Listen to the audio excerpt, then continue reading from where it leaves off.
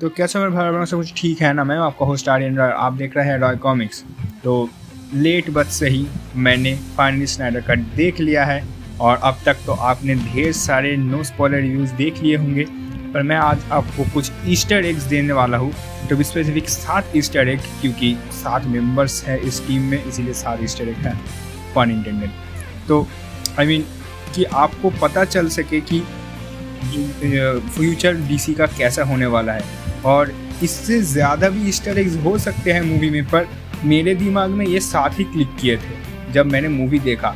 तो बिना किसी देरी के चलिए शुरू करते। तो ईस्टर एग शुरू करने से पहले मैं आपको जस्ट मेरा एक ओपिनियन बताना चाहता हूँ, वो है कि अगर क्रिस्टोफर नोलन सच में आइंस्टाइन है मूवी मेकिंग में, तो जैक स्नाइडर पिकासो है, क्योंकि ज़्यादातर लोग उनकी मूवीज़ या फिर उनका स्टाइल समझ नहीं पाते हैं, पर हम जैसे जो लोग उनको समझते हैं वो एक ही बार में दीवाने हो जाते हैं। तो इसीलिए मैं आपसे रिक्वेस्ट करूंगा कि प्लीज़ रिस्टोर द स्नाइडरवर्स को इतना ट्रेंडिंग में डालो कि जितना ट्रेंडिंग आज तक कोई भी हैशटैग ना हुआ हो।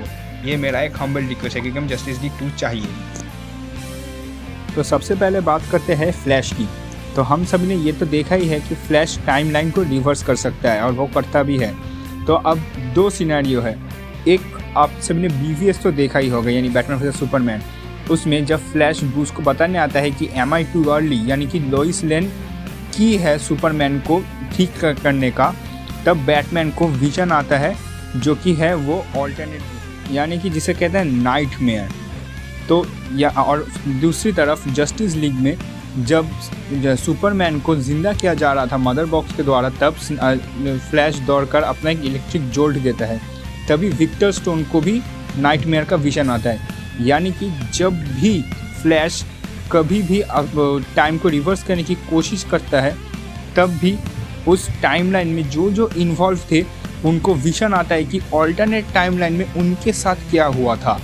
यानी कि ये बहुत ही कूल कॉन्सेप्ट है, और यानी कि हर एक कैरेक्टर का पर्सपेक्टिव है। यानी कि फ्लैश जितनी बार ये करेगा, फॉर एग्जांपल ये वंडर वुमन के साथ भी हो सकते हैं, एक्वामैन के साथ भी हो सकते हैं, कि उन्हें दिखेगा कि ऑल्टरनेट टाइमलाइन यानी कि नाइटमेयर वर्ल्ड में उन सभी के साथ क्या हो रहा है। तो अब बढ़ते हैं दूसरी स्पॉइलर की तरफ। तो इस सीन में आप देख सकते हैं कि ये जो न्यूज़पेपर है डेली प्लैनेट का, इस पर फ्रंट पेज पे लिखा है कि आर्किटेक्ट की ज़रूरत है मैनहट्टन म्यूजियम को। तो सबसे पहले बता दूं कि कौन कौन से कैरेक्टर आर्किटेक्ट है। अगर आप DC कॉमिक्स को फॉलो करते हो तो आपको ज़रूर पता होगा कि आर्किटेक्ट का नाम सुनते ही आपके दिमाग में आएगा सबसे पहले जॉन स्टुअर्ट। यानी कि जो ग्रीन लैंटर्न इस टीम में एडेड होने वाला है, वो प्रोबेबली हैल जॉर्डन नहीं है, वो प्रोबेबली जॉन स्टुअर्ट है। और इस सीन में बैरी बताता है कि वो फ्लुएंट है साइन लैंग्वेज में और गोरिल्ला लैंग्वेज में भी। अब DC कॉमिक्स में गोरिल्ला और फ्लैश का नाम सुनते सबसे पहले किसका नाम दिमाग में आता है, वो है गोरिल्ला ग्रॉड। यानी कि हमें गोरिल्ला ग्रॉड भी पॉसिबल है कि हमें ये इस मूवी में दिख सकता है। और अगर ये सच में इनजस्टिस की तरफ जा रहा है, और आप लोगों ने इनजस्टिस कॉमिक्स पढ़ा है, तो आप सभी को पता तो होगा कि गोरिल्ला ग्रॉड का कितना अहम रोल है इनजस्टिस 2 पार्ट में। अब ये जो सीन है यूक्सस के फोर्सेस और द ओल्ड गॉड्स के बीच, इसमें पहला वार करता है डार्कसाइड के ऊपर एरिस, और वो वार इतना जख्मी कर देता है कि यूक्सस को लौटना पड़ता है। तो बहुत लोग कह रहे थे कि ये एरिस के पास इतना पावर कैसे आ सकता है। तो मैं पहले बता दूं कि ये एक बहुत ही बड़ा लेवल का वार है, जो पूरे 2 प्लेनेट के बीच है, एक एपोकलिप्स और एक अर्थ। और आप सभी को पता तो होगा कि एरिस वार से पावर लेता है, यानी कि जितना बड़ा स्केल का वार होगा उतना ही पावरफुल एरिस बनेगा। तो इस वार में सबसे ज़्यादा पावरफुल प्रोबेबली एरिस ही था, इसीलिए एरिस इतना हेवी वार कर पाया था डार्कसाइड। और ये वाला पॉइंट बहुत ही ज़्यादा हेवी स्पॉइलर वाला है, पर फिर भी हमें इस सीन में दिखाया जाता है कि लोइस प्रेगनेंसी टेस्ट लेता है, और यहाँ तक कि ब्रूस सुपरमैन को कॉन्ग्रेचुलेट भी करता है। तो इसका मतलब कि सुपरमैन का वारिस यानी कि बच्चा होने वाला है।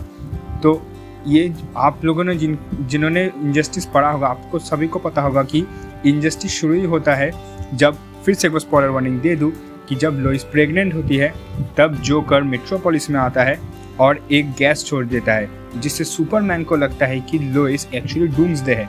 और सुपरमैन लोइस को तब तक मारता रहता है जब तक कि उसको अपना वो इल्यूशन टूट नहीं जाता, और फिर वो देखता है कि उसने अपने हाथों से अपने बेटे को और लुइस को मार दिया।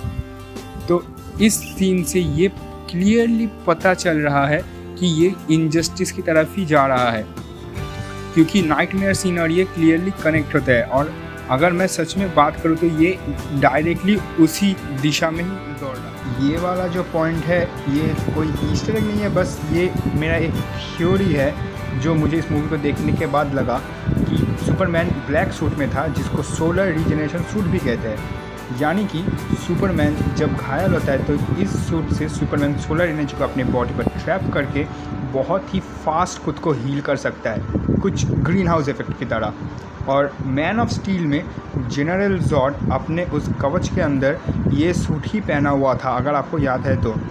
पर फिर भी जनरल जॉर्ड सुपरमैन के सामने हार गया। हाँ, सुपरमैन को बहुत मेहनत करना पड़ा था जॉर्ड को हराने के लिए, पर फिर भी सुपरमैन जीता।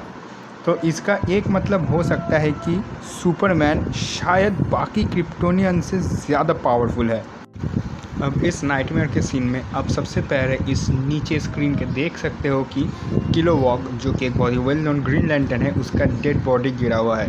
अब आप सामने देख सकते हो कि अपने बाईं तरफ देखो स्क्रीन के, वहाँ पर आपको एक्वामैन का ट्राइडेंट दिखेगा और सुपरमैन खुद बैटमैन का काउल पकड़े हुआ है। तो अगर इनजस्टिस की कॉमिक्स का आपने पढ़ा था तो आपको पता होगा कि ग्रीन लैंटर्न्स अपोज थे सुपरमैन के, जो कि सुपरमैन येलो लैंटर्न्स का सपोर्ट लिया था।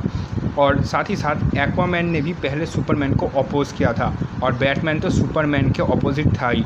तो ये भी एक बहुत ही स्ट्रॉन्ग डिनोशन है इनजस्टिस की तरफ। पर फिर अगर आप ज़रा गौर करोगे इस तरफ अपनी स्क्रीन के राइट तरफ, तो आपको वंडर वुमन का स्वॉर्ड दिखेगा। पर इनजस्टिस में वंडर वुमन सुपरमैन के साथ थी। तो एक थ्योरी निकल कर आया है कि ये पूरा इनजस्टिस की तरह नहीं होगा। यहाँ पर सुपरमैन डार्क साइड का स्लेव बन जाएगा या फिर जनरल बन जाएगा और पूरा जस्टिस लीग असेंबल होगा सुपरमैन को हराने के लिए, डार्क साइड को हराने के लिए। तो ये जो थ्योरी है मुझे तो कमाल का लगा। आपको कैसा लगा कमेंट में ज़रूर बताओ। इतना ही वीडियो था। अगर आपको वीडियो पसंद आता है तो आपको पता है ना कि मैं क्या बोलने वाला हूँ, तो इसीलिए जो बटन आपको दिख रहा होगा नीचे, आपका जो मर्ज़ी वो दबा दो। और इस वीडियो को अगर आपने एंड तक देख लिया है तो thank you so much for watching. और अगर आप लोगों को गोरिल्ला ग्रॉड या फिर किलोवॉक का ओरिजिन चाहिए तो कमेंट्स में लिख देना, मैं उन पर वीडियो ज़रूर बना दूँगा। And till then bye, take care.